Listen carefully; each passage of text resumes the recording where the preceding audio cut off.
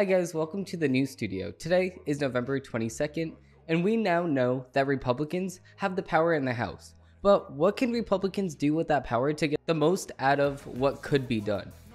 I'm talking about election integrity, teaching, gun laws, and preventing grades of every single person living. I'm Demetrios Araujo, and you are watching the Demetrios Araujo Show. Today we are going to be talking about the death of marriage and the fact that it is leading us down a path that is dangerous for our population. Finally, we're going to be talking about the media's obsession with SBF, aka Sam Bankmen Fried.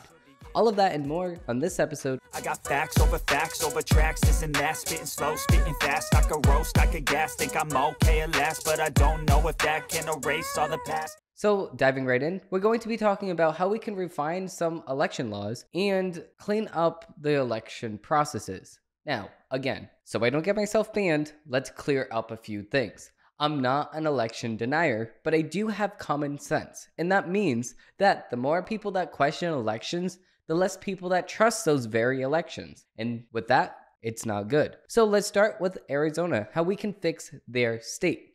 Here, they took a very long time to count all of their ballots. But why? Let's find out. According to Fox 10, people held on to their ballots until election day, which made everybody cast their vote at once, overwhelming the system. Also, according to the same exact article, 8,000 people either voted by mail and then tried to vote again.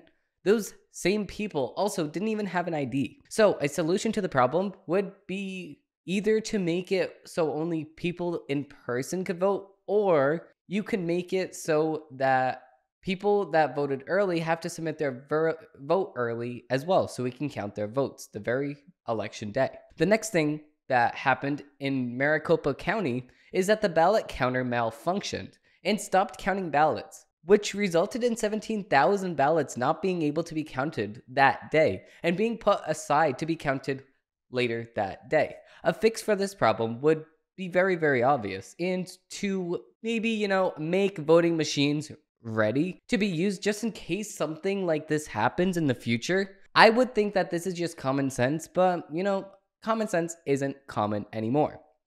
In the same exact case in New Jersey, all the Dominion voting machines were down. Moving to Utah, people were told that there was a delay for mail-in ballots, so they needed to vote in person instead. But the weirdest story is, according to LA Times, there's a person that does not want to be named trying to vote at a voting machine, right, at Oakland Recreation Center in Vance, LA. He said that he had to scroll back in previous screens to fix the incorrect selections. He asked a poll worker for assistance, and he ultimately had to just cancel his ballot and begin the process over again. He said, and I quote, "I was concerned that other voters may not have noticed the issue and voted incorrectly, or gave up and vote for whatever was chosen. Again, we need to make sure that these things do not happen, especially in a voting machine. That's just not acceptable in the 21st century." Okay, so we're going to move on to the schools. Now, what is right for teachers to be teaching? If we take a look at what school is for, it's to get you ready for the real world, and it builds a foundation for what you need to be successful in your career. This means that you need to know the basics of math, you should know American history, and you should know how to read and write. There are the basics of what our school needs to teach, and we all know it. That's why parents have the right to know what is being taught to their kids, and put a stop to it if it is needed. They should have the ultimate say. And that's exactly what Florida decided.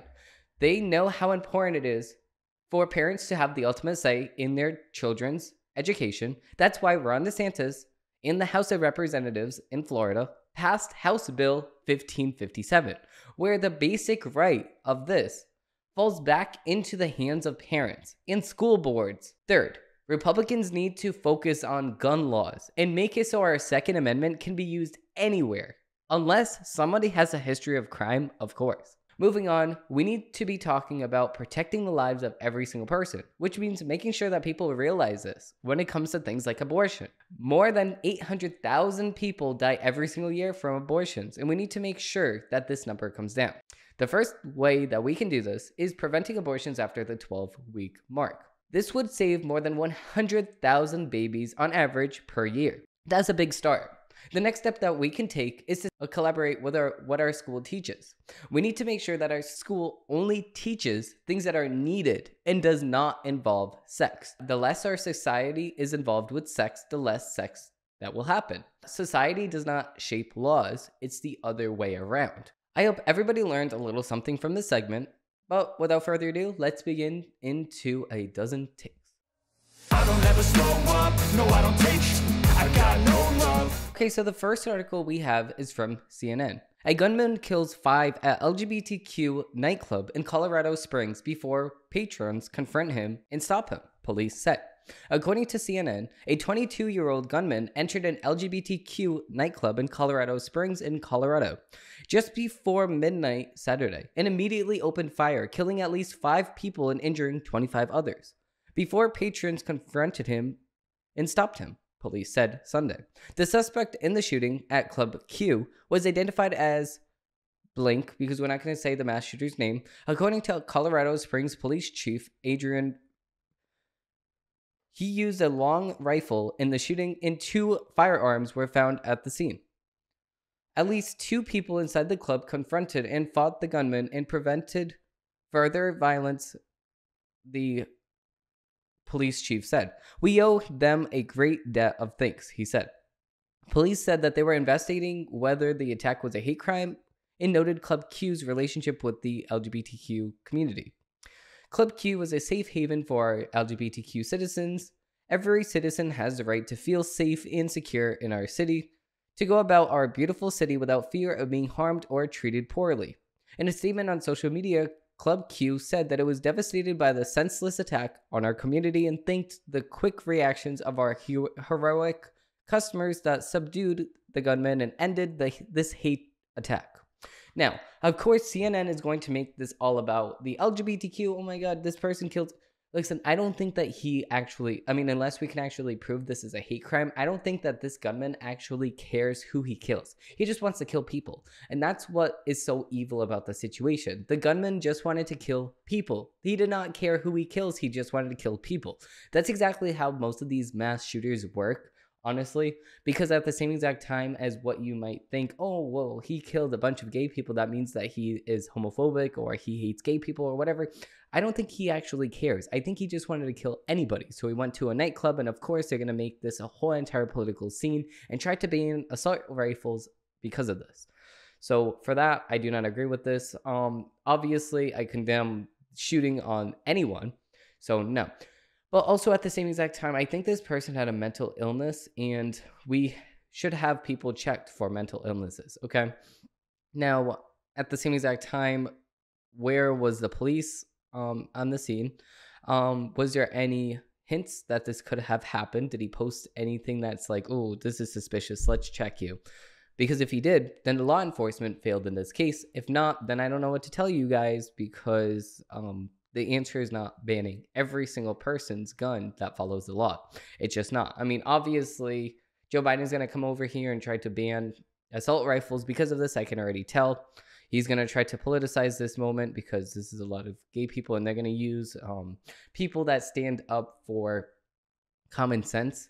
They're going to use this against them as well. So it's very, very, it's a very, very sad thing whenever anybody dies. One life is too much, and it does not matter if you're a gay or bisexual or a straight. It does not matter. If you die, then it's a sad day, and my condolences goes out for the families of all of these people. I'm very, very sad, and I'm sad to hear it, because I don't like when shootings happen at all. Nobody does.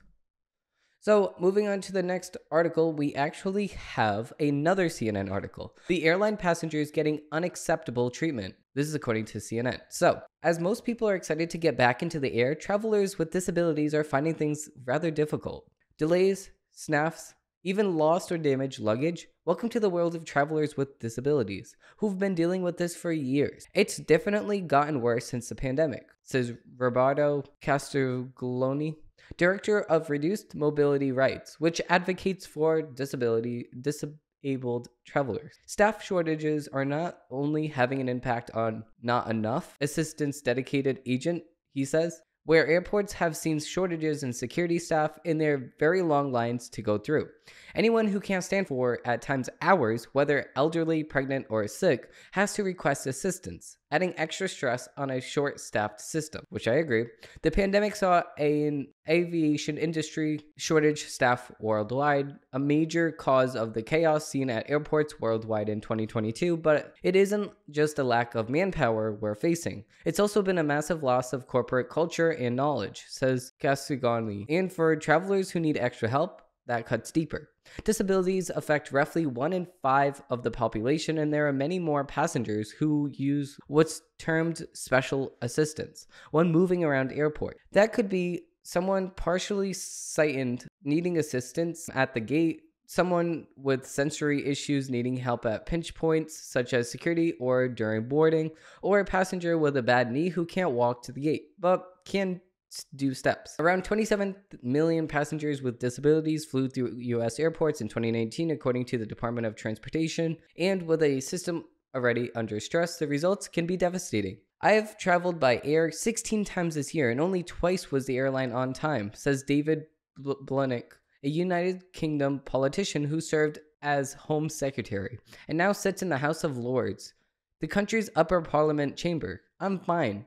I've gotten someone with me on all occasions in a mobile, but my heart went out for those who aren't. Chaos is bad enough for people who can adopt quickly, but for those with special needs, it can be often a catastrophe.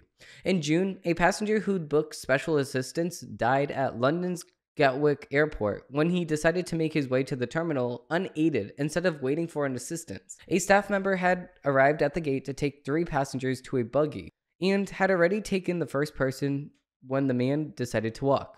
The airport launched an investigation into this incident. I mean, it is, as much it is crazy about this, right? At the same exact time, there's shortages everywhere, and it's very, very upsetting because a person actually died in this case, but it's very, very upsetting actually seeing the rest of the world because we have shortages everywhere. I mean, it's very, very upsetting. Not just because of this, but because of everywhere. You go to a restaurant, they're short-staffed, they're hiring. You go to another restaurant, they're short-staffed, they're hiring. Like, you can go anywhere and they're hiring, they're short-staffed. It's very, very sad. Going on with the article, we have people who are disabled in whatever way, whether a hidden disability or a sensory disability, or are presumed to be unable to walk. So wheelchairs or buggies are often where it's self-evident that you can walk, says Blanick, who is blind and regularly offered a wheelchair at airports even though he doesn't need one. He calls the current situation for travelers with disabilities unacceptable. The current system of booking assistance is massively outdated, says Castrologany. Passengers requesting help are assigned a 4-letter code, which is supposed to refer to either their disability or the level of mobility help required. But if you don't fit neatly in a box, beware. Quote, let's just say you have reduced mobility plus you have Alzheimer's and a stoma. If you give that information to an airline or a booking agent, that information will be lost because the system, the way it's designed today, will transform that into a 4-letter code, he says, effectively whether you can do stairs or not. Quote, it's bizarre that in a day of age where you can customize a cheeseburger in a fast food restaurant, but you can't customize your journey when you book assistance. The more information airlines and airports have about your needs, the better. But the information you provide is lost because the underlying communication system isn't fit for a purpose. You encounter a lot of problems. Blanca says that the people on the ground need to be better trained and sensitive. Ask the person concerned with the best form of help you can give. And then they said, in a quote, if I reported every incident, I'd never leave the airport. So that's a sad thing. I mean, like I said, these airlines are very, very understaffed, and like everything else, they're very, very understaffed. I mean, I feel like everyone is understaffed today, like I said. But it's sad because somebody did die, so not good at all. Never a good thing when somebody dies. Moving on to the next article, we have from MSNBC. We have claiming Merrick Garland can't prosecute Trump is ill-conceived at best. This is from MSNBC. Some legal commentators argue that the Justice Department could have a conflict of interest because prosecuting Trump could appear political. Obviously it is. Quote, the House January 6th committee just heard testimony Thursday about how former President Donald Trump exerted anonymous pressure on the Justice Department on December 2020 and early January 2021 to declare the presidential election corrupt, a bid that, if it was successful, would have secured the Justice Department's legal blessing for a co-op, keeping Trump in power for at least 4 more years. This is part of a horrific chain of events leading up to the insurrection of January 6, 2021.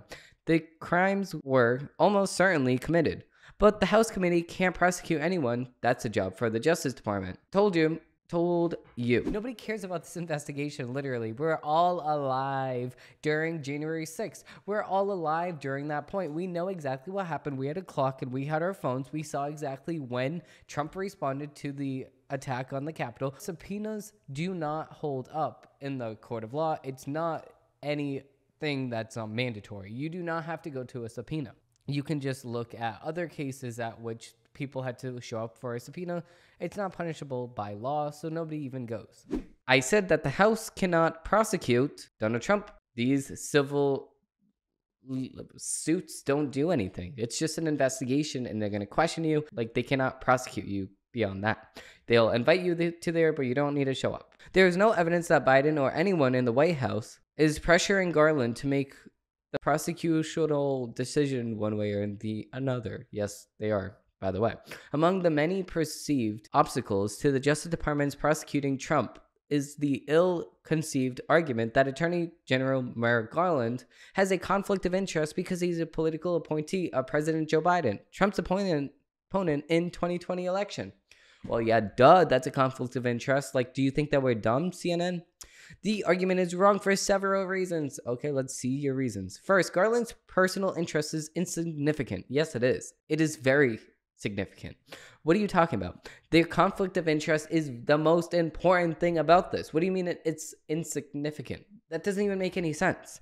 Other than that, the personal interest that we all have as Americans is ensuring that nobody, particularly a president, is above the criminal law. Garland did not himself run against Trump in the 2020 election, and there is no evidence that Biden or anyone in the Biden White House is pressuring Garland to make this prosecutional decision one way or the other. You just explained how he is, but you're framing it in a way that he's not. First of all, he's appointed by Joe Biden. You just said that. Second of all, his boss is Joe Biden. He's running against him in 2024. He ran against him in 2020. First of all, and you said that there's no pressure from Biden. Yes, there is pressure from Biden. That's the pressure you just listed. So going on through the article, we have one or more disturbing aspects of the decision is that some legal commentators argue that the Justice Department could have a conflict of interest because prosecuting Trump could appear to be political. But then these same skeptics turn around and argue that other political considerations weigh against the Justice Department's prosecuting Trump because prosecution would divide the nation and inflame Trump supporters. Jack Goldsmith, oh my God, I can't talk. Jack Goldsmith, a Justice Department official in the George W. Bush administration, appeared to suggest this in the New York Times op-ed this week. So, in other words, if it is bad for politics to motivate prosecution of a former president, but the Justice Department could consider politics in deciding not to prosecute a former president. Again, this is wrong. The Justice Department should not consider politics on either side of the prosecutional decision. A current or high-ranking public official who wants to commit a serious crime should be prosecuted just like anyone else. Obviously, we all agree with that statement, CNN. MSNBC, same exact Bush. But the thing is that this is not a perfect world and everybody has their opinion. So you need to get somebody that maybe does not have an opinion on Trump, or you have to get somebody that knows nothing about the situation and looks at the evidence in an open mind. This person that's appointed by Joe Biden is not a person with an open mind. Duh. Next, being a supporter or an opponent of the current president or a former president is irrelevant because whether one has committed a crime, it is essential to a functioning democracy that a political alliance or a numerous be irrelevant for prosecutional decisions. Well, yeah, obviously, it would be nice to have a bipartisan person that is in the jury system, but We do not have bipartisan judges. You admit that. Now, this is very different from Attorney General Jeff Sessions' position in 2017 when he was rescued from the Russia investigation. Sessions was a key advisor to Trump in the 2016 election, sat at the table with campaign advisors when they discussed the Russians, and himself had met with the Russians, although he confidently forgot the fact that he was asked about this under oath in the Senate confirmation hearing. In the scenario, Sessions clearly had to rescue himself from the Russian investigation under the Federal Office of Government Ethics Impracticability Rule 5 CFR and 2635.502, as well as conflict of interest rules for lawyers. So, if the Justice Department plays politics with a Trump prosecution, not only Garland's reputation, but also those of many Justice Department associates would be in the ruins. Garland, by contrast, has been a federal judge for decades and was not involved in any political campaigns, including the 2020 election, but never disclosed publicly whom he voted for in the election or any other, except for Trump's efforts to obstruct the January 6th committee or the Justice Department's investigation of the January 6, 2021. All of the events could be subject to federal prosecution of Trump occurred before Biden appointed Garland as Attorney General. In this case, there's simply no reason for Garland to rescue or recuse. So again, at the same exact time as all of these quote arguments for the fact that Garland is bipartisan, you go back to the major case, right? You said that except for Trump's efforts. So you just said that there is no way that he can be partisan, but you said except for, and we're just going to like glance over that. Oh no, except for. What do you mean? He needs to be bipartisan. You just admitted that he needs to be. Instead, after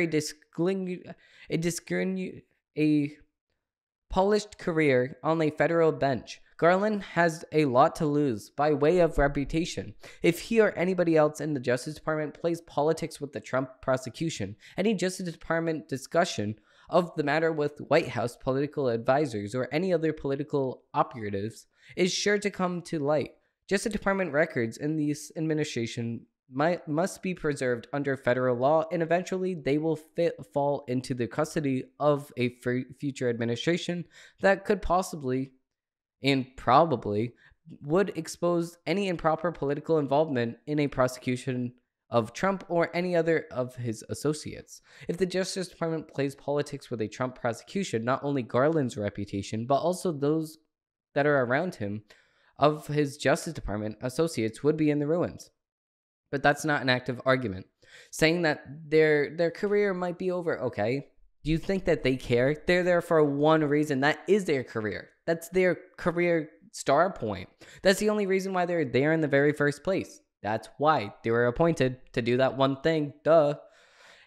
They don't care. They're going to be paid millions of dollars from Joe Biden. Second, the Justice Department has lots of career employees to rely upon to make prosecutional decisions about Trump conduct before and after the election. And those people are bipartisan too. Welcome to the House.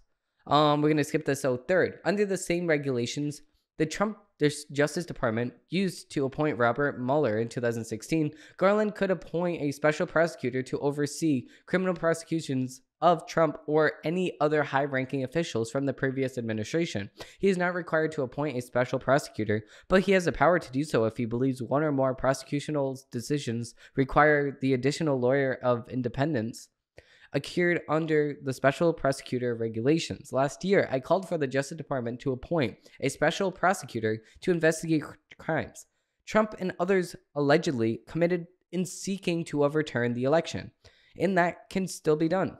Once again, the decision about whether or not to prosecute a former president is a legal decision and not a political decision. Now, you're making the same point that you made in the beginning. Now, the beginning was irrelevant. You're saying that this person is not bipartisan because I said that I'm not bipartisan. That's not an argument. MSNBC over here. That doesn't even make any sense, first of all. We already talked about it. And where does the fourth reason come in? They only do 3 reasons. Okay. Well, I guess that's it for the MSNBC article. We're going to move on to the next MSNBC article because, oh, we love these so much. No, we don't. Okay, so we have another headline from MSNBC. We have Carrie Lake's cruel co-op about Paul Pelosi shows how she's refining Trumpism. Oh, Trumpism. That's an MSNBC and CNN talking point in which we do not mess with these talking points, okay? Let's dig into the article. Lake is more controlled and more poised than the average Trump poll. That makes her more dangerous. Oh, this person, they believe in election integrity. They're dangerous. Oh my God, this is just so stupid. So, it's an incentive profile in the Washington Post. Rudy Kramer observed that the people often describe Arizona Republican gubernatorial candidate Carrie Lake as Donald Trump in heels, but that she's better understood as Trump with the media training and polish. Kramer is right. Lake is refining Trumpism, and a recent co-op about political violence shows how. Okay, first of all, okay, we're going to stop you right there. We're going to stop you right there, MSNBC. So, according to the national statistics for the election of 2022, the midterms, right? We look at Arizona, and Carrie Lake is only losing by 8,000 votes. That's less than 10,000. If they do a recount, they're more likely to find that something went wrong in either direction, because recounts typically shift the election by 20 to 30,000 votes, so you're within the margin of error for millions and millions of votes. So if Carrie Lake is right about the election, as what she says, I will not repeat what she says because I don't want to get myself banned, but if she is right about what she thinks, then she's going to most likely win. All we need to do is do a re-election. If you don't want to do a re-election, I mean not re-election, recount, then you're good, okay? If you just don't deny it, okay? Do the recount, okay, because you're 8,000 votes off from winning. Do the recount, and once we find out that you win or the other person wins, at least we did the recount so we know what's actually happening. In Arizona, you took so long to count that nobody trusts the results now because the other person won by only 8,000 points, 8,000 votes. That's very, very, very small. So, reading on, asked at the campaign stop on Monday whether she'd increase school safety, Lake noted how the last state budget devoted about $50 million to increasing school safety, including spending armed officers to school. Along the way, she usually casually sprinkled in a joke making fun of home intruder's hammer attack on Nancy Pelosi's 82-year-old husband in San Francisco. Here's the quote now. It is impossible to protect our kids are at school. They act like it is. Nancy Pelosi, well, she's got protection when she's in D.C. Apparently, her house doesn't have a lot of protection, Lake said, setting off hearty laughter from the crowd. Well, yeah, duh, it's a joke. See, the thing is that we should have security at schools. So, yeah, we agree with that part. But we also agree with the second part. Why didn't Nancy Pelosi have security at her house? What, just because she makes a joke? You're canceled. You're canceled. You made a joke. Like, come on, have a light heart. Like, she just made a joke. Here's the video now. It is not impossible to protect our kids at school. They act like it is. Nancy Pelosi, well, she's got protection when she's in D.C. Apparently her house doesn't have a lot of protection. But if our lawmakers have protection, if our lawmakers can have protection, if our politicians can have protection, if our athletes, then certainly the most important people in our lives, our children, should have protection. Exactly. No, I totally agree. She's just a really good speaker. I agree with her. So, after pausing to let the laughter sink in, she continued, if our lawmakers can have protection, our politicians can have protection, if our athletes, then certainly the most people in our lives, our children, should have protection. Well, yeah, that's what we just heard. Lake is trafficking in Trumpism, making it sleeker. She cited an actual statistic about budget size, illustrating a decidedly non-Trumpism familiarity with how policy works. She made a coherent, even if misleading, case that children should be offered protection if elites are. And along the way, she normalized political violence by making a joke about the attack on Paul Pelosi's household rather than condemning it, with the pose of a late-night talk show host. The only reason why she's talking like a, quote, late-night TV talk show host is because You guys are the ones that politicize the late night TV talk show hosted in the very first place. That's exactly why nobody's watching them, because we can just watch our normal politicians make these same exact jokes, but better because they're actually true. Unlike SNL over here, that's making political jokes about things that, nobody actually agrees with, because nobody's watching SNL anymore except for Dave Chappelle's special. Now, moving on to the second thing that they said, just because she is questioning something that happened does not mean it's, quote, Trumpism. Just because you're asking questions about an election does not make it Trumpism. Okay, I just don't understand why they make these adjectives to describe something when it doesn't really make a lot of sense. Trumpism. Now, to me, Trump isn't the worst guy to be acting like, because he's a billionaire. So if you call me a victim of Trumpism, then I would be a victim of billions of dollars. So thank you. Moving on with the article, we have Lake is a smart former news anchor, and she surely knows that suspect, who fractured Paul Pelosi's skull, reportedly holds an extremist right-wing views and said, "Where's Nancy?" as she entered the home. First of all, you can say that he is an extremist right-wing view. He held these extremist right-wing views, okay? You can say this. But he also held really extreme left-wing views a couple years ago. And also held the BLM flag outside of his van, I would presume. And outside, he also had the LGBTQ flag. So also, with holding these extremist right views, he was holding the left views at the same exact time. So we're not going to talk about the fact that he also held these left views, and also he had a very, very bad mental problem. I mean, I think everybody can accept that. He had a very, very bad mental problem, and because of this, he was extremified both directions. He was extremified to the right and extremified to the left at the same exact time, because he had a mental illness. He just believed whatever he read on the internet. Moving on, she surely knows how Trump era helped usher in a surge of extremists and violence in his name. She knew that what she was doing, and she elevated it slightly with her political quantities as a skilled orator. We've seen this with other Republicans like Donald Trump Jr. make light of an attack on Paul Pelosi, but the difference is that Trump's son is a clown. Oh, MSNBC going in with the hit. Okay, first of all, Donald Trump Jr. is not a clown, first of all. The writer of this is actually the clown, because nobody's even talking about Donald Trump Jr. So obviously, Donald Trump Jr. is going to act like his dad. I mean, I don't know anybody that does not act like their father. I mean, that's first of all. What are you going to say, that he acts like his mother now? Are you going to act like your grandfather at the same exact time? Like, I just don't understand the point that you're making here. Besides this blatant attack on Donald Trump Jr. for literally no reason at all. Nobody's even talking about him. Bring him up in the middle of a conversation about Carrie Lake, first of all, and this hit piece. But you don't make any sense. Like, you just have to laugh so you don't cry. Should Lake win the governor's race in Arizona, which is looking increasingly likely, she won't just pursue a hard right political agenda in her state. She'd have a high-profile platform for cultivating the next stage of MAGA ideology and public presentation, and could make Trumpism more dangerous by making it slightly less rough around the edges.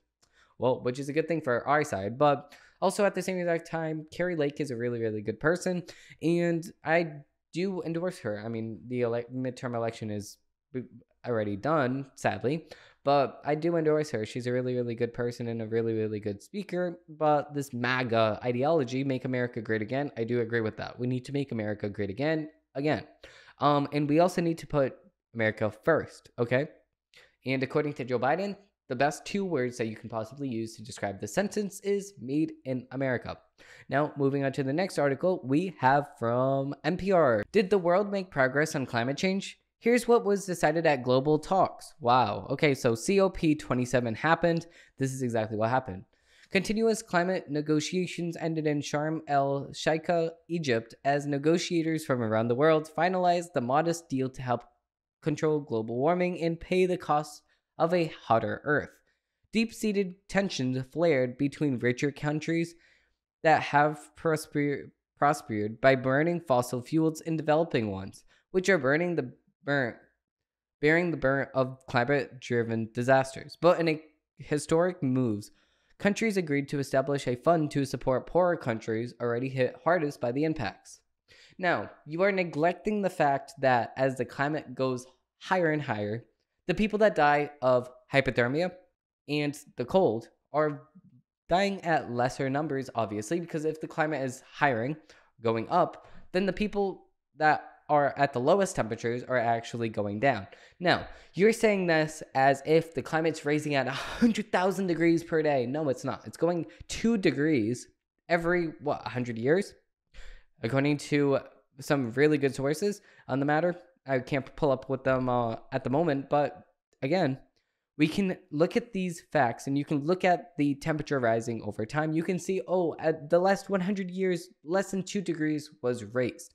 Now, over the next 500 years, you can say, the average temperature of the Earth would raise, 10 degrees? Now, by this 10 degrees, you can look at the lowest temperature, you can look at the highest temperature. The lowest temperature actually kills more people than the highest temperature. More people die from hypothermia per year than people that die from heat strokes. Okay, you can actually compare and contrast these data. You can look at people that die in Alaska. You can compare the people that die in Mexico, okay? These people are very, very different, obviously, but these two different people actually die at different things. And there's a lot of different factors, but you can boil it down to the climate, okay? So, like I said, less people die in the heat than actually in the cold. Now, continuing on, we have deep-seated tension. Okay, I read that. In a statement at the close of the meeting, Leah Nelson of the island nation of Antigua and Barbuda said the new fund must be a lifeboat that what we needed to be. The negotiators went nearly 2 days, put their scheduled deadline into hostage phase. As the one South African delegate put it, countries struggling to compromise on the plan would reduce global dependence on fossil fuels while helping vulnerable countries pay for damage caused by worsening sea level rise, storms, droughts, and heat waves, and other climate-driven disasters. Okay, so now you're just putting us on the payroll for paying the duties that we also have to suffer from. Just because we use, quote, fossil fuels. Okay, go ask Russia to pay for their fossil fuels. Go ask China to pay for their fossil fuels. And now you're going to have plenty of money. Now you're stealing from all of us. But, I can almost guarantee that China and Russia is not going to pay for that climate. North Korea is not going to pay for their climate. South Korea, all of these other nations, Iran, Iraq, these places are not going to pay for their climate because they don't care. They're just going to burn whatever they want because you know why? Because they don't want to. They want to, they're going to do it, okay? You're going to make them pay for it? No, you're going to make us, the free countries that actually care, pay for it. Even though we're not the only ones doing it, everybody else does. So, the final deal announced Sunday morning in Egypt reiterates the goal set by the 2015 Paris Climate Agreement to keep overall global warming from rising more than 1.5 degrees Celsius, about 2.8 degrees Fahrenheit compared to pre-industrial era of the 1800s. Like I said, 2.8 degrees since 1800s. We are in the year 2022. 2,200 years, the climate only rose 2.8 degrees. That's less than what I said. I like how they involve these facts, and they really don't want you to pay attention to them. They just want you to go and read that and say, "Ooh, that's nice," and then just go and just don't pay attention to that. We're gonna put this right here, these facts right here. We're not going to just don't question. Just keep reading. But it is unclear how the goal will be achieved because negotiators could not agree that fossil fuels must be phased out. The vast majority of planet warming pollution comes from humans' use of oil, gas, coal, and most remaining fossil fuels deposits must remain untapped in order to rein in global warming. Scientists have determined. Let's take a look at these quote scientists. I mean, if you guys really wanted to see the quote scientists that determined this, you can go and read the article that they did link. So, I mean, NPR, you didn't do any research, but I thank the people that actually did research on this matter, and this was published on September 8th, 2021, so actually last year. So, Quote, "We call for reduced CO2 emissions," said Zambra's Environment Minister Collins Nuskreview after the meeting ended. That's a basic issue right now. And as it is, we will not reach 1.5 degrees Celsius. We are off the map completely. Here's what it wasn't decided at COP27. Okay, so at the same exact time, okay, we're gonna stop you right there, MSNBC or NPR, same bush, right? We're gonna stop you right there. Now, in the 1950s, you guys said that America was going to be underwater. In 2000s, you said America was going to be underwater. In the 1900s, you said that America was going to be underwater. So you keep saying that we're all going to be underneath the water. You keep saying that us in California is going to be underwater. In the east, the northeast, people are going to be underwater. And you're going to say that Martha's Vineyard isn't going to be a thing anymore. Nantucket and things like that. These things are not going to be here. Oh, wait, but they still are. And they're doing great, okay? Because of the fact that they're not changing a God thing, okay? They're not doing anything to change what they're doing. But you know who should change what they're doing? NPR on this next article. Biden turning 80 faces a age-old question. How old is too old to be president? Well, 80. Since you just turned 80, let's do the max age that you can possibly be at 80. So it is one of the most replayed moments in the history of presidential debates. Sitting on stage in Kansas City in October 1984, President Ronald Reagan was asked a question that was most on everybody's mind.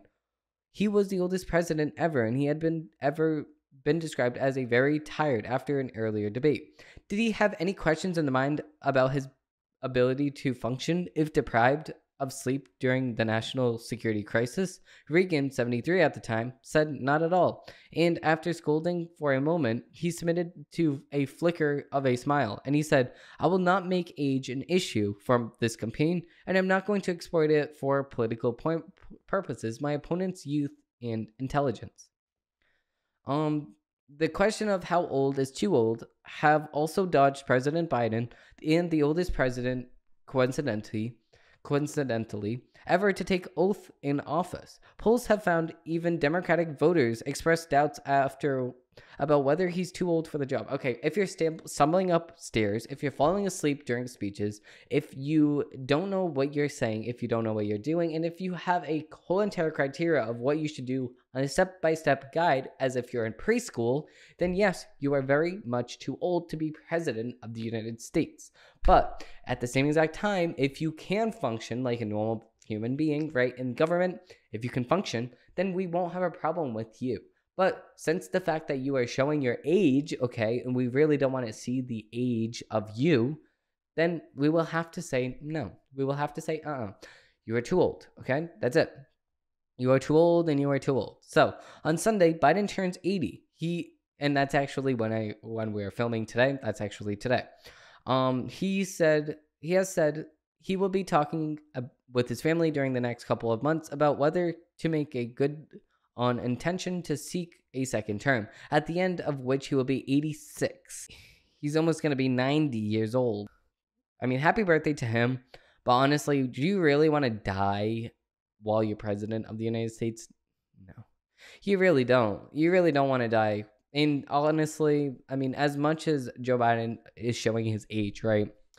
It's a very stressful job. And you need to have the mental wellness to do it, and you need to not have a heart attack while you're doing it too, because if you're too old, you're just gonna have a heart attack if there's a war that breaks out. Not good.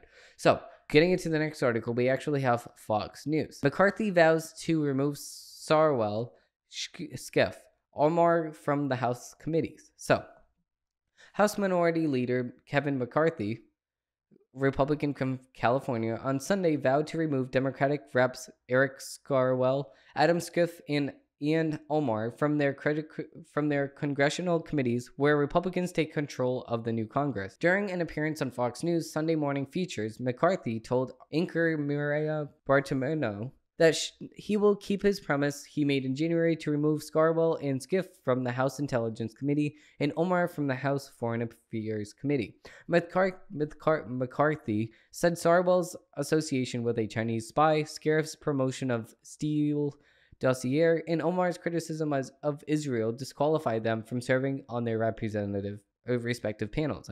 One thing, and this is according to him, and I quote, "One thing I said from the very beginning, Eric Scarwell couldn't get a security clearance in the public sector," he said. "Why would we ever give him security clearance about the secrets to America? So I will not allow him to be on Intel. You have Adam Schiff, who lied to the American public time and time again. Will not allow him to be in the Intel Committee either," he continued. "Look at the Congresswoman Omar. Her anti-Semitic comments have gone forward, and we're not going to allow her to be on the foreign affairs. But we're also going to stand up for what's happening. We're not going to, not just in the halls of Congress, but what's happening to our higher education institutions and anti-Semitism, what's going on the campuses, and others," he added. "We will investigate that as well and stop this to make sure that America does have the freedoms that we said we would keep, and we will stand up for it as we move forward." McCarthy, who has been nominated as Speaker of the House of Representatives, House Republicans, needs 2018 votes with the entire chamber votes in January.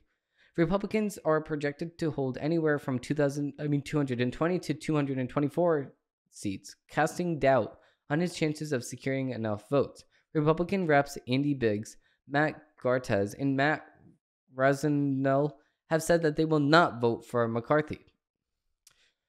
So, of course, I think that McCarthy is a good person. We have some things that I do disagree that he pushes, but at the same exact time, he's not the worst person that we can have as the minority leader.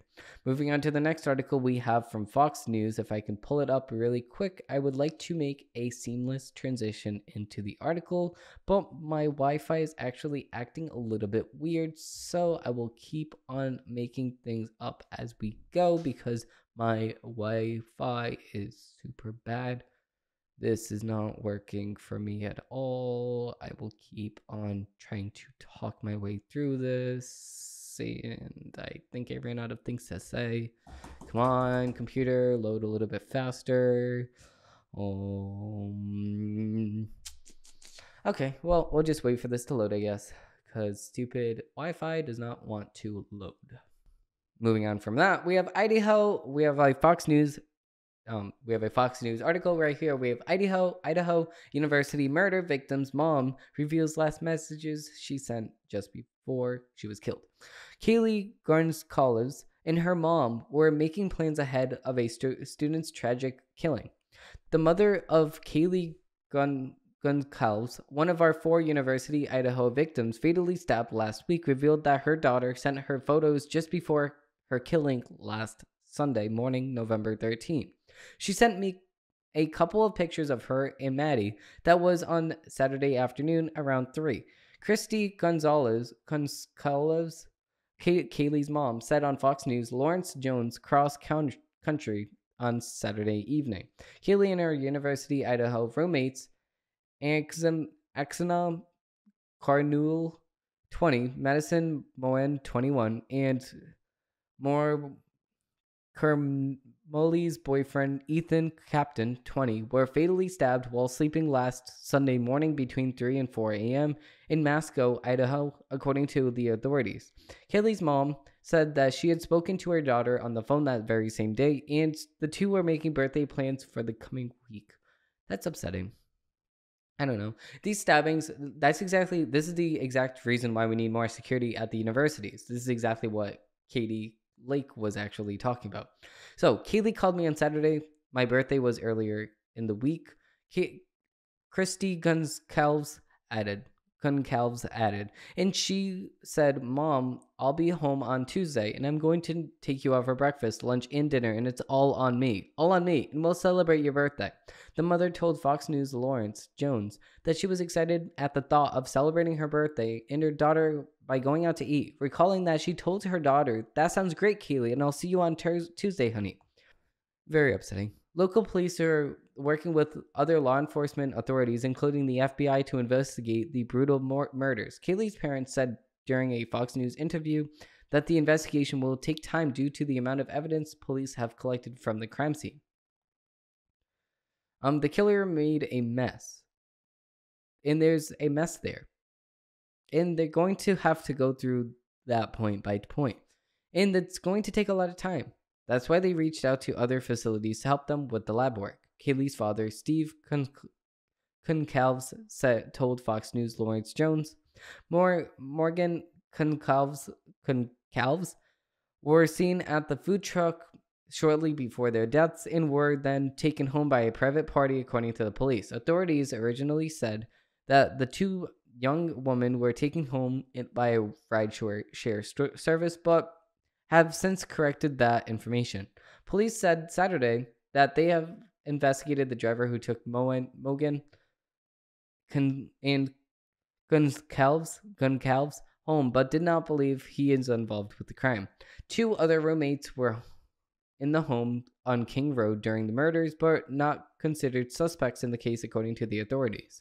Moscow police provided updates on the case Saturday evening and said a 911 call was made at 11:58 a.m. on Sunday in one of the roommates' cell phones.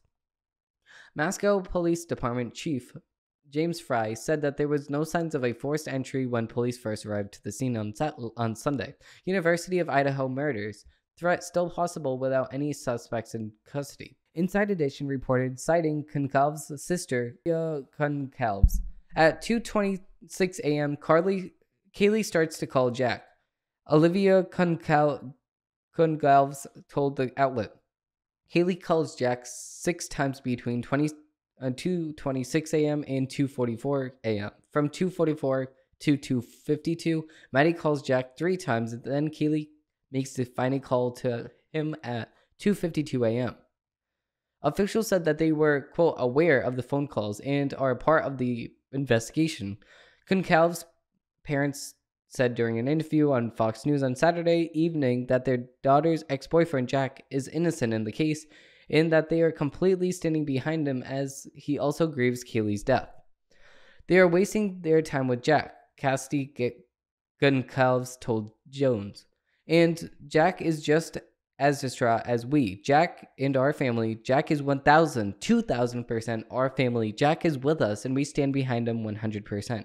We are supporting him, and we know in our hearts, in our minds, and our souls that are in the depths of our souls, Jack is hurting, she continued. Kaylee and Jack would have eventually been married. They have eventually been married, and they would have eventually had children.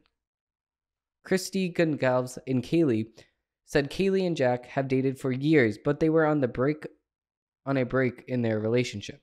Anyone with information on the incident is going to be asked to call the police at 208-883-7054 or a tip line at ci.masco.id.us.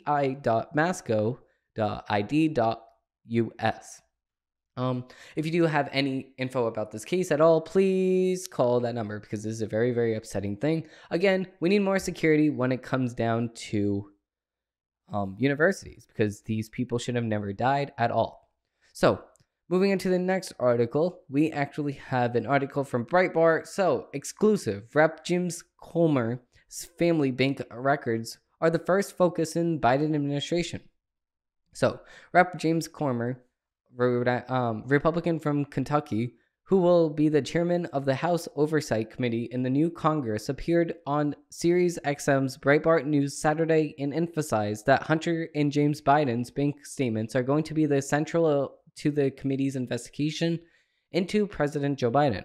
On Thursday, Comer announced at the press conference that the Oversight Committee would be launching an investigation into the Biden family for potential violations, including wire fraud, conspiracy to commit wire fraud, violation of Foreign Agents Registration Act, violations of the Foreign Corrupt Practices Act, violations of the Trafficking Victims Protection Act, tax evasion, money laundering, and conspiracy to commit money laundering. While speaking with Breitbart News Saturday host Matthew Boyle over the weekend, Comer said that the first focus of the investigation would be to obtain bank records from President's son Hunter, James Biden, and the president's brother. I agree. The focus, and this is his quote, the focus is on day one, as are those bank violations and those bank records, said Comer. We are pretty confident in what we're going to find in those. We have bank violations. We have 2 bank violations. We have some bank statements in hand, and we believe that suspicious activity reports, in which are bank violations, when the bank notifies the federal government that we're pretty confident that our client has committed a crime. Hunter Biden and Jim Biden have at least 150 of those. And I've said this before, and I come from a strong banking background, and I don't think there's anyone in the history of the United States that have that many suspicious activity reports. So there's precedence here in trying to get those suspicious activity reports. Added to the representative from Kentucky, and before Joe Biden became president, congressional committees had access to that. Joe Biden changed the rules to where Congress couldn't get access to suspicious activity reports when he became president. I wonder why. It's because his family had 150 of those. Comer added that the United States Treasury Department should provide the bank records of suspicious activity reports, but he plans to subpoena the bank if the Treasury Department does not cooperate. Boyle asked Comer if Americans could expect hearings featuring bank and government officials and members of the Biden administration, as well as the investigation report at culmination of the probe and criminal referral to the Department of Justice. Yes, that's all of the above, Comer replied. With respect to the hearings, we are really in need to have some of those banks records in the hand and comb through those before we have a good hearing, because we are confident that the president has lied about the involvement in all of these shady business dealings. We are confident that many of these businesses have broken many laws in the United States, so we have to have 100% evidence that we can demonstrate and show to the American people about severity of the wrongdoing and the Biden influence peddling schemes. Quote, I have 2 bank records. And one of the suspicious activity reports basically is a situation where Hunter Biden got a significant deposit from China from an unmarked account, which doesn't happen in the banking world, you know. There's always a name and an address. Comer later noted, all they know is that it came from China, and they're shifting it all around these accounts, which he has, which is a pattern of money laundering. And we know that's part of what the Delaware United States Attorney is looking at. Money laundering. We need to know the source of this revenue. If the Biden's family is getting millions of dollars from China, we need to know what it was. Hunter Biden wasn't manufacturing anything. He didn't own any real estate. He wasn't licensed to sell anything, and he wasn't licensed to be a lobbyist. Comer went on to point out, what the heck businesses were they in? It's influence peddling, which is illegal. The soon-to-be Oversight Committee chairman also expressed concerns that the investigation could have impeded if Hunter Biden is indicted by the United States Attorney's Office in Delaware. The troubling thing to me, and the one reason I wanted to have the press conference so soon, was I've always predicted that the United States Attorney DOJ would indict Hunter Biden before January to protect him from a subpoena. He explained, so if he's innocent, if he's under indictment, we will never get him in front of the committee. And what we're hearing was that he was going to be indicted for tax evasion and lying on the gun application, which he did. He said that he never did drugs, and he did to get on the gun application. He wanted to throw some other things out there, but I really can't go onto a great detail, continued Comer. The human trafficking, that's pretty serious, and obviously the fact that no one in the mainstream media wrote about that, and no one in the White House commented on that. There's a huge problem with Hunter Biden. And remember, the laptop has videos on it, so the United States Attorney is not going to get away with just putting a little slap on the wrist for a misdemeanor and indicting Hunter Biden just to protect him from congressional oversight. We want the American people to know that there's a laundry list of items that Hunter Biden is potentially in huge trouble over. And this is not going to happen to go away if they appoint Hunter Biden special counsel or if they indict Hunter Biden. So I feel like the press conference was a very effective, and at least the very least, we're transparent with the American people on exactly what we're going to do on day one. He added, "This is an investigation of Joe Biden, and we want those bank violations with which Congress always has access to prior, and that Joe Biden changing the rules when he became president. In 2018 and 2020, Breitbart senior contributor," okay, so this is just the bottom of the article. Oh, wait, actually, no, it's not. Breitbart senior contributor and Government Accessibility Institute. Yeah, I think so. They're just talking about My Son Hunter, which I actually recommend everybody to go and see because that is actually really true on the basis of exactly what happened with Hunter Biden. So going into the next article, we have from Breitbart, we have President Joe Biden pushes assault weapons ban after gay nightclub shooting. Now, I told you at the beginning of this that he's going to do this and he's going to use this to once again try to ban assault weapons. Obviously, he's not going to get away with it. So President Joe Biden pushed an assault weapons ban in response to the Club Q shooting that occurred Saturday night in Colorado Springs, Colorado. Breitbart News reported that the 911 calls about the shooting were placed just before midnight Saturday, and KOAA noted that the incident ended when the suspect was subdued and disarmed by patrons. CNN pointed out that the suspect used a long rifle, which was one of the two firearms recovered by the scene by police. Biden released a statement on the incident, which began by saying, "While no motive in this attack is yet clear, we know that the LGBTQIA plus community, LGBTQ, ABC, DYFG, whatever the hell community, has been subjected to horrific hate violence in the recent years." It's always about them. It's never about the fact that this person has mental illnesses. Gun violence continues to have a devastating and particular impact on the LGBTQAIQ plus YTUVWXYZ communities across our nation, and threats of violence are increasing. Later in the statement, Biden acknowledged that the suspect used a long rifle in Saturday's night's attack and then pushed gun control. Of course he did. "When we will decide," and this is exactly what he said, "when will we decide we've had enough? We must address the public health epidemic of gun violence in all of its forms. Earlier this year, I signed the most significant gun safety law in nearly 3 decades, in addition to taking other historic actions. But we must do more. We need to enact an assault weapons ban to get weapons off American streets," which doesn't really make any sense, but okay. Breitbart News reported that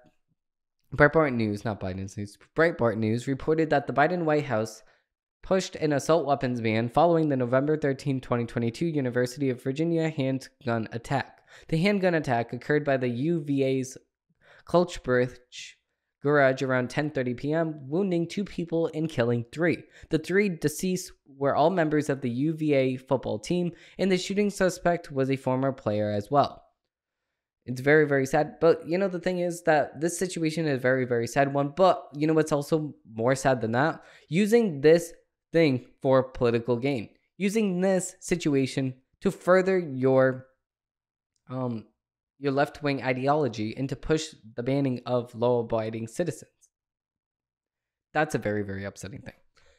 So, according to our next article, we have from Daily Wire, we have conservatives flip school boards in wave of educational wins. So, election night did not deliver the overwhelming victory Republicans had hoped for on the national level, but on the local level in school board races, conservatives picked up the wave of wins across the country.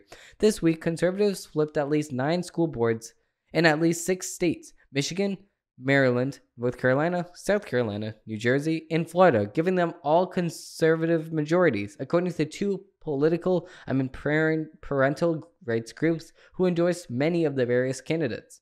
The wins signaled that the parents' rights were a significant factor of the ballot box on Tuesday. In Michigan, 4 school board candidates in Brandywine, who were endorsed by a parents' rights group called 1776 Project PAC, won their races, flipping the board from liberal to conservative, the group said. In Maryland, 3 of the school board candidates won in Carroll County, flipping the school board 3-2 conservative majority, the group said. The 1776 Project PAC claims that it has officially flipped 100 school boards since November of last year. The group's candidates also won in Oklahoma and Ohio. Another parents' rights group, Moms for Liberty, told the Daily Wire it notched clusters of wins in at least 4 states. The group flipped at least 7 school boards. In North Carolina, conservative candidates won in both New Hanover County and Ariel County, flipping both of these school boards conservative, the group said. In South Carolina, 6 conservative candidates won in Berkeley County, 5 won in Carlson County, and another 4 won in York County, flipping all 3 school boards conservative, Moms for Liberty said. In New Jersey, 3 candidates in Cape May County won their elections, flipping the school board conservative, the group said. In Florida, 2 candidates won Pearls County, flipping the board conservative as well, the group said.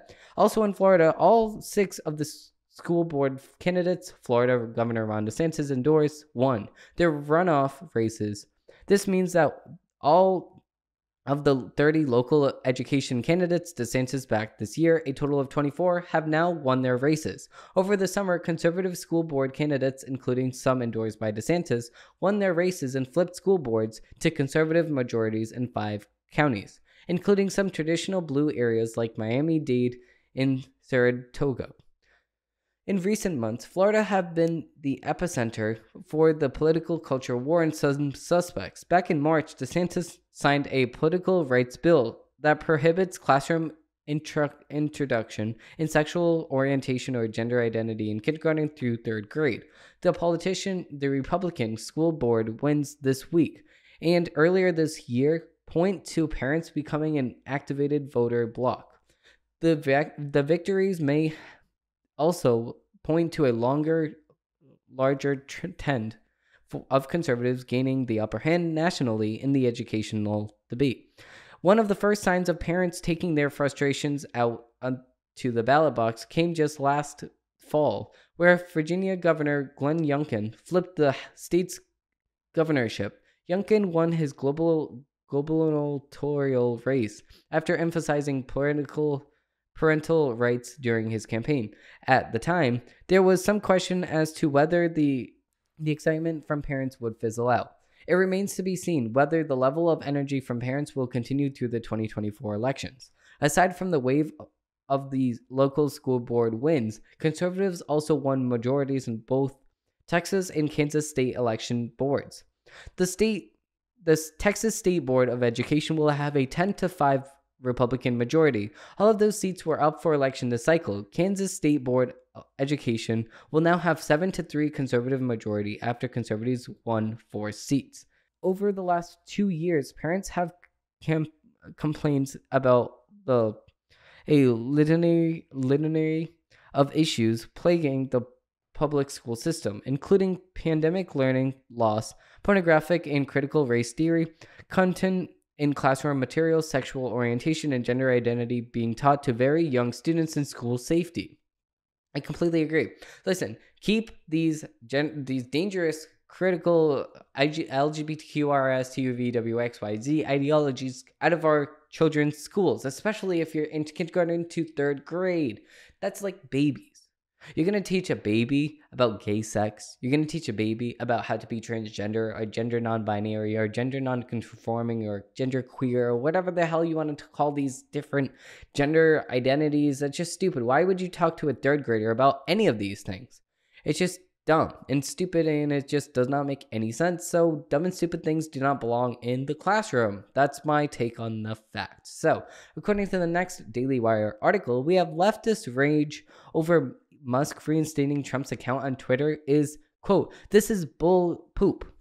So, leftists raged Saturday evening after Twitter CEO Elon Musk reinstated former President Donald Trump's Twitter account despite Trump repeatedly stating that he would not use the platform again. The announcement from Musk came after 15 million people voted on a non-scientific poll that he posted on his Twitter account, asking if Trump should be reinstated. The results of the poll said 51.8% yes, while 48.2% said no. So it's actually really, really funny because at the bottom of this poll in the comments section, Brett Cooper, that's the little inside joke, you might get it anyway. In the comment section of this poll, he actually says that 118 million people actually viewed that post, or 117 million people actually viewed that post. And he also said that this is actually going to be really, really helpful when deciding some things. And also, if you look in the comment section of this post again, they said that if he is going to be using this poll or polls in the future to actually make decisions of Twitter, then Twitter is going to fail. And he just did a laughing face emoji. Because you know what? This is the people's platform. If he wants to ask the people what they want on the people platform, then the people would decide what they want on the people's platform. Like, it's just this. Twitter is a Times Square. And if people want to decide on what's going to be allowed on that, then that's democracy on the platform. You want to spread democracy but not online? That's just stupid. So, according to our next article, we have from our bonus section of a dozen takes, we have an AP article. Now, I really don't like the AP, but it's okay because Kareev's mayor, extraordinary and extraordinary tough times. So I don't know if they're trying to rhyme, but I don't know what's going on, but we can read the article now. Kareev, Ukraine, AP.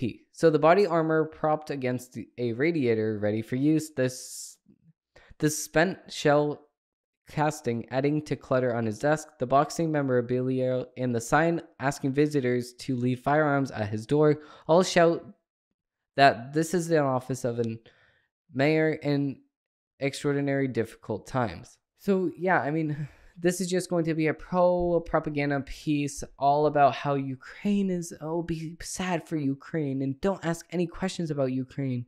And this mayor is just so upset. And listen, yes, we are all upset. Nobody agrees with what's going on in Ukraine, but we can't give these people from a sad piece on, be sad for them, be sad for them. No, if you tell me to be sad, I'll be glad. If you tell me to be glad, I'll be sad. I'll be the exact opposite of what you tell me to do, because honestly, I don't listen to a thing that the AP says.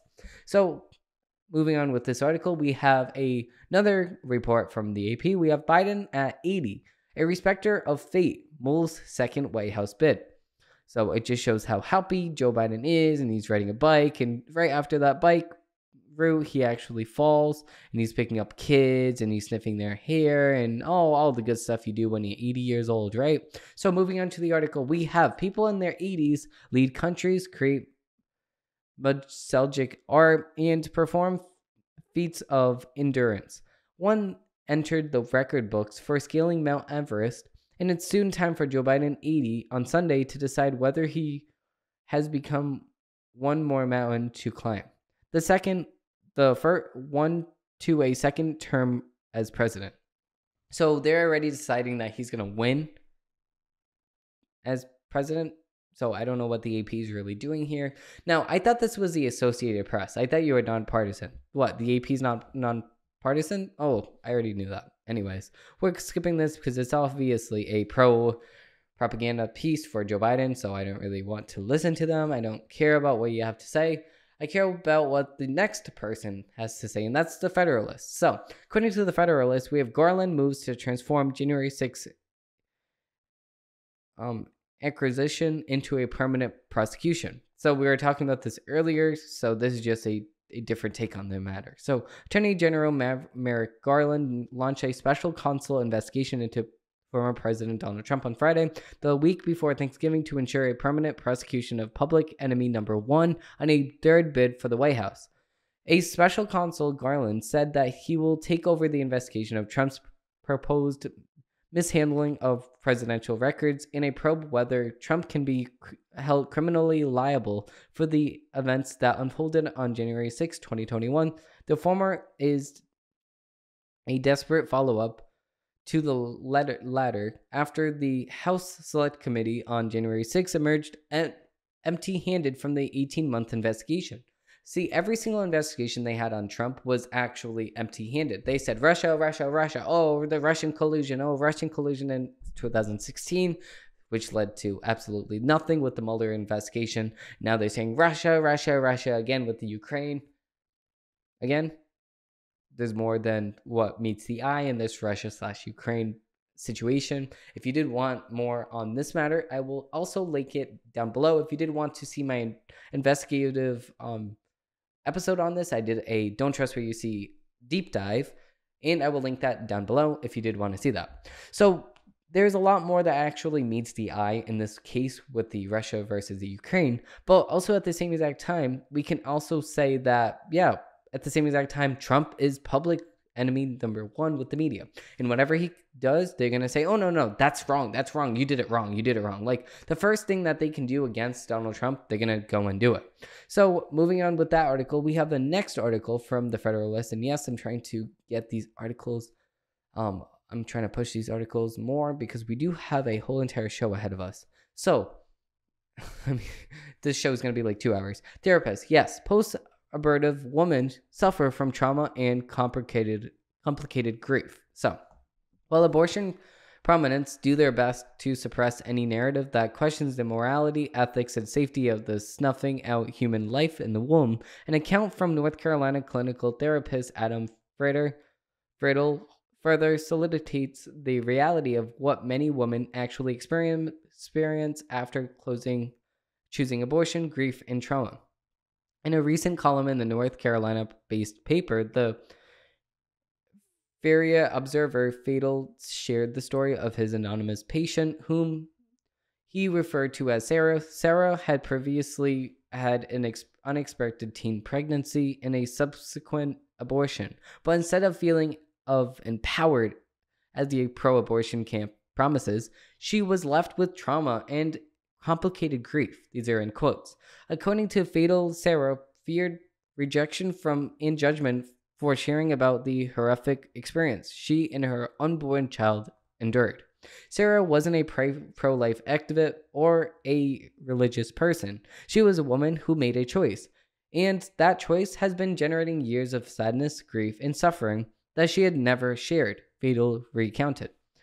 Sarah was not Friedel's only patient who told him about her experience with abortion. Out of all my patients, perhaps 20 have admitted to having an abortion, Friedel wrote. And of each of them, the abortion was a traumatic experience at the top of many tremors beforehand, often including sexual abuse. They saw abortion as the only way out of the terrible situation. An abusive relationship, being kicked out of their home, or being unable to find a job or earn an income. That's exactly why you should have sex when you're married and buckle down and have an accurate sense of where things are going to happen and where things are going to be after the 9 months it takes for you to actually have an abortion. Sex isn't something that you should just go around and have sex with whoever you can find. Oh, you on the street, let's have sex right now. Oh, no, you shouldn't do that, obviously. The pro-abortive support data Friedel cites from the Pro-Abortion Institute about reasons women choose to discard their preborn children. According to a 2005 study, Friedel wrote, almost 75% of the women can't afford a child. 48% of the women were having relationship issues. If you had relationship issues, why would you have sex in the very first place? That's just stupid. And if you can't afford a child, why would you have sex in the very first place? I just don't get it. Well documented.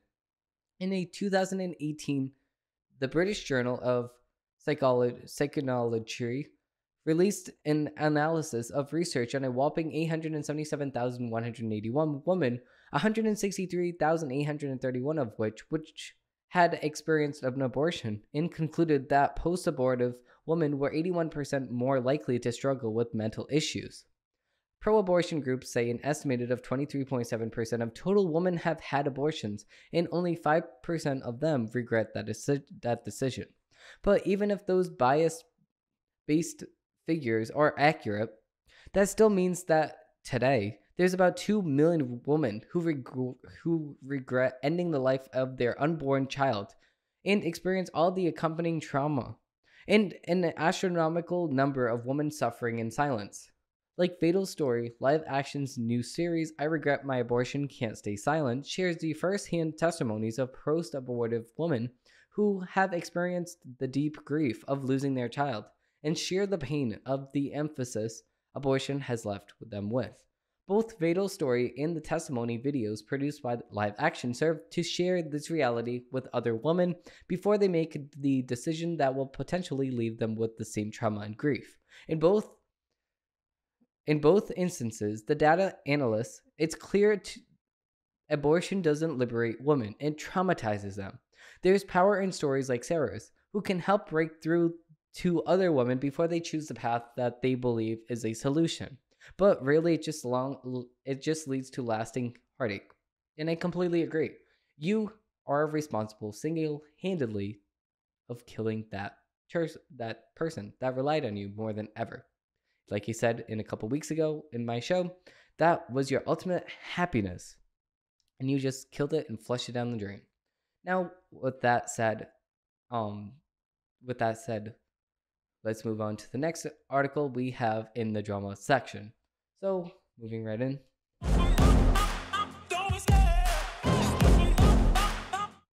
Okay, so we have a Daily Wire article, and this is actually written by Ben Shapiro. I love Ben Shapiro. So, this is the death of marriage is killing America. So, in the immediate aftermath of the 2022 midterm elections, a shocking overperformance of the Democratic candidates, given the fact that Republicans won their national popular vote by upwards of 4.5%. President Joe Biden celebrated with his followers. One group in particular has said ought to receive credit for the Democratic victory, women. As I said, Biden rambled. Women in America made their voices heard. Man, I said last year, one of the most extraordinary things about the Dobbs decision, and it was about challenge American women when the justice said that they have it in their power to basically let's see what they're going to do. Well, guess what? Y'all showed up and beat the hell out of them. Buried in this garbage snacks was the genuine kernel of a point. Democrats' victory was achieved largely on the back of female votes, but not all female votes. One particular type of female voices, those of single women. According to Edison Research Network exit poll, married men voted Republican at 59 to 39% clip.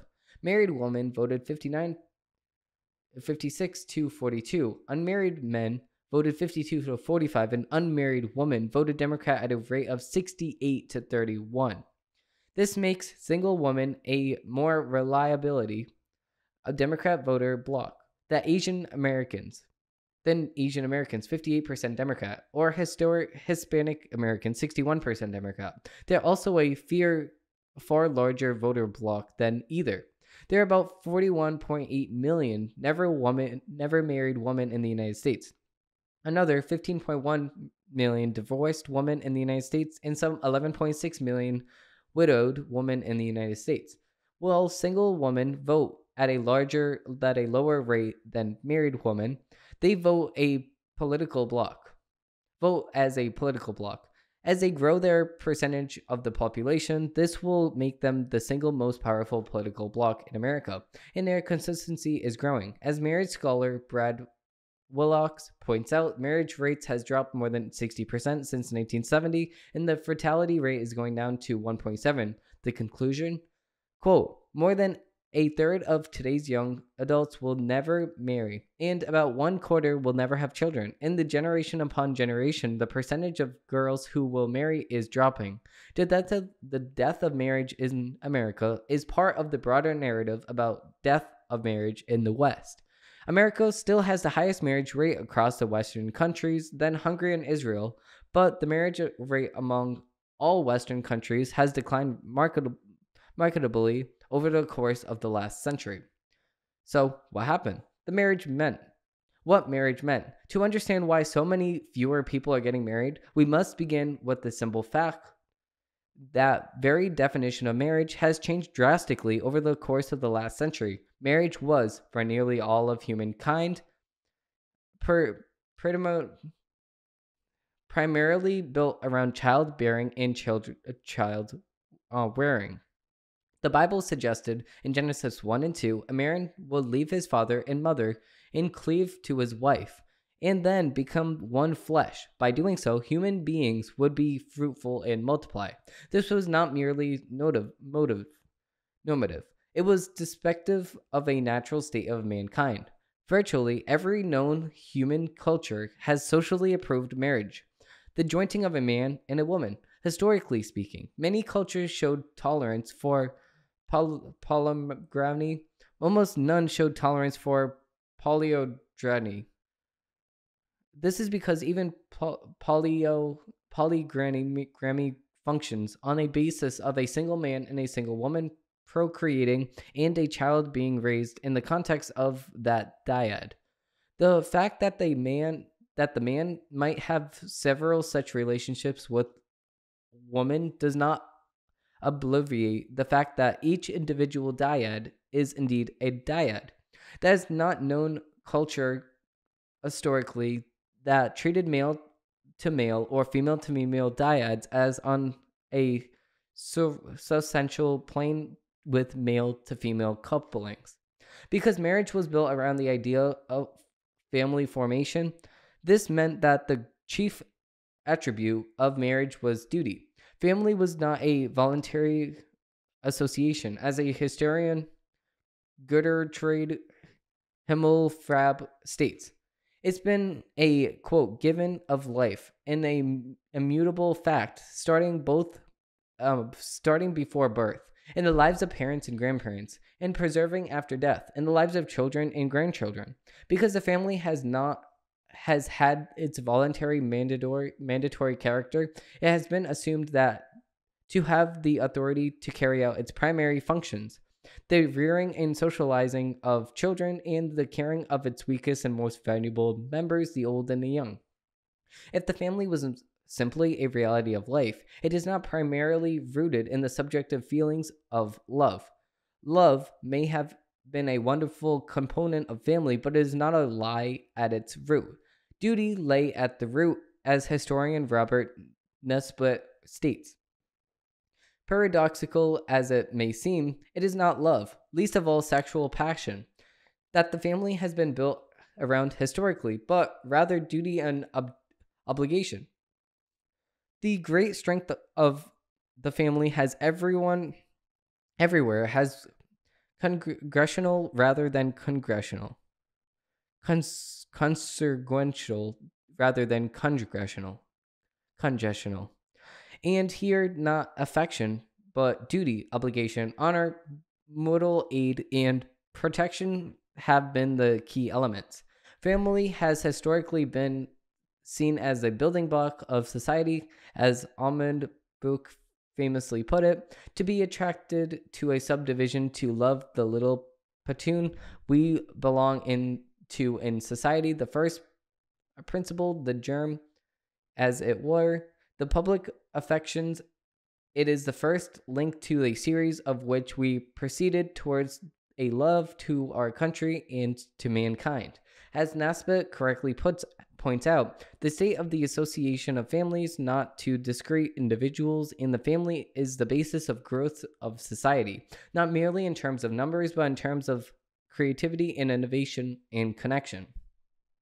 More than any other social scientist, it was Frederick Lee Play in the last century who first saw clearly and systemically that the close relationship between what he called the STEM family, la famille soch, and the general creative prosperity of the surrounding social order, the STEM family, Lee Play found among the Jews, ancient Greeks, and pre-imperial Romans, and most of the European peoples prior to the advent of the national state, and its increasingly amazing efforts atomizing effort upon kindred claim and its household. It was type of family, Lee Play observed, and combined community and opportunity for the individual expression in a way that avoided the comprehension and the ancient patriarchal type of family on one hand and egotistical particularism of maternity on the other hand. We can, he argued, use the family as the most almost inferable touchstone of the material and cultural prosperity of the people. When it is strong, closed, linked with private property, treated as the essential context of the education and society, it is sanctually recognized by law and custom. The probability is extremely high that we shall find the rest of the social order categorized by the subtle but present fusion of stability and individual mobility, which is the hallmark of the great ages. Society built themselves around the prevention of moral institution.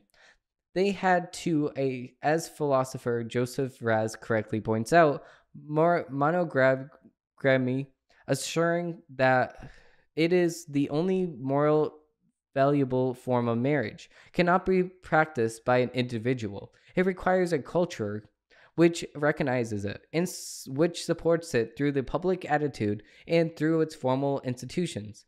Because marriage was a societal institution, society's chief interest in its own preservation, which can only be obtained by the creation of stability of family units. Society and law were designed to format marriage. The law punished adultery, or at least provided the possibility of penalty. The law treated divorce as an evil, with proof of cause being necessary for its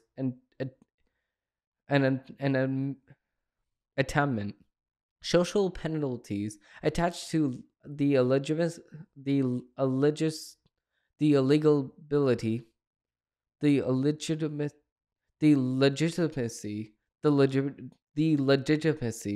legitimacy, and to sexual activity outside of wedlock.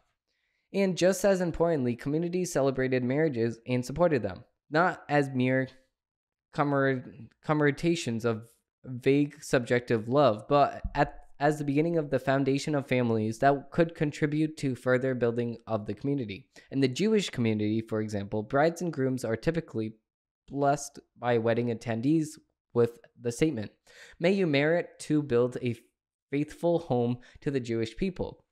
How marriage changed. A society in which sexual freedom is as seen as the highest priority is not in a society in which monogamy can flourish. And yet that is preciously the society that we have now created, because, as previously discussed, we have refined human identity away the nexus of formal institutions with our individuality, and have located the identity solely in subjective feelings. Because we have embraced transgenderism, we have refined marriage. Marriage has now been voluntarized and Harable states, "It is whether we choose to make it." Thus, we move in and out of families at will. Polls show that Americans overwhelmingly reject any definition of family that is rooted in blood relationships or childbearing and rearing. Family is now merely subjective love. Such as ideological change in the nature of marriage would not have been possible without three specific changes: the rise of birth control, the rise of welfare state, and the rise of no-fault divorce. Birth control made it possible to disconnect the sexual union from the possibility of childbearing and rearing. This, in turn, allowed people to disconnect sexual pairing from the possibility of long-term planning, including sharing values of futures with the sexual partner. Marriage, which had been the safe online for sex, was no longer necessary. Welfare also helped break the definition of marriage. If marriage had been about family formation for the purpose of supporting children, the government would now step into fill the gap. Government would play the role of father. Thirdly, the rise of no-fault divorce, legally assuring the new definition of marriage. Society no longer had a stake in the continuation of marriage. Now couples could leave one another for any reason or no reason at all. Why bother marrying if cohabitation was less legal, burdensome, and no worse morality? Unsurprisingly, cohabitation has now become more common than marriage itself. According to Pew Moore, Americans have now lived in a romantic partner than married one, and fully 69% of Americans believe it is morality acceptable to live with a partner. It is morality, yeah, okay. If you never intend to get married. As a philosopher, as a philosopher, as a thinker, Robert George writes, "The law is a teacher. Either it will teach that marriage is a reality in which people can choose to participate in, whose contours people cannot make and remake at will, or it will teach that marriage is a mere convention that is malleable in such a way that individuals, couples, or indeed groups can choose to make of it whatever suits their desires, goals, and so on." But there was a final element too necessary to break down marriage. Women had to be convinced that trading traditional marriage and children for the brave new world of feminist liberation, sexual prosperity, more time in the workplace, and childlessness would be more of a net benefit, or if not a net benefit, then an act of virtuous residence of a cruel patriarchal system. That was precisely the case pressed forward by the radical feminist movement in the 1960s to 1970s and the feminine mosaic in 1963. Betty Friedan argued that married women had been welded into a comfortable concentration camp and turned into a walking corpse. Celine de Belvedere agreed women should actually be buried from motherhood. Least they find that they enjoyed raising children. So, I mean, I completely agree with all of these. I mean, he actually talked about this in his show. And I completely agree with all of this. I mean, you can actually see that from 1990, only 4% of the general population was cohabiting. And now 9% of the population is cohabiting. And 67% of the people were married, but at the same exact time, 29% of the people were unpartnered in 1990. Now, compare that to 2019, 53% of the population was married and 38% was unpartnered. Now, if you continue on this trend, you will continue to go down and down and down and down, and obviously that is not good. Less and less people are going to get married, and less people are actually going to have a purpose in life. And I completely agree with this whole entire article. If you do want to read this, head over to the Daily Wire to read the whole entire thing. Now, with that being said, we're going to have to cut this show because of the fact that we are getting into the 2-hour territory. So I don't think that this show should be more than the 1.5 hour mark. But with that being said, thank you all for watching, and I hope that you have a great rest of your day. If you did enjoy this show, please leave a like down below and comment whatever you would like me to talk about for next time. I will see you guys on Friday with a newly decorated studio. I'm going to put up some Christmas decorations. I have it right here, and look forward to on December 1st through the 25th. Vlogmas episodes will be released on my main channel, Demetrios Araujo, on YouTube. Head over to demetriosaraujo.com to see all of my links if you would like to follow me on all the social media platforms. Thank you all for watching, and I hope they have a great rest of your day.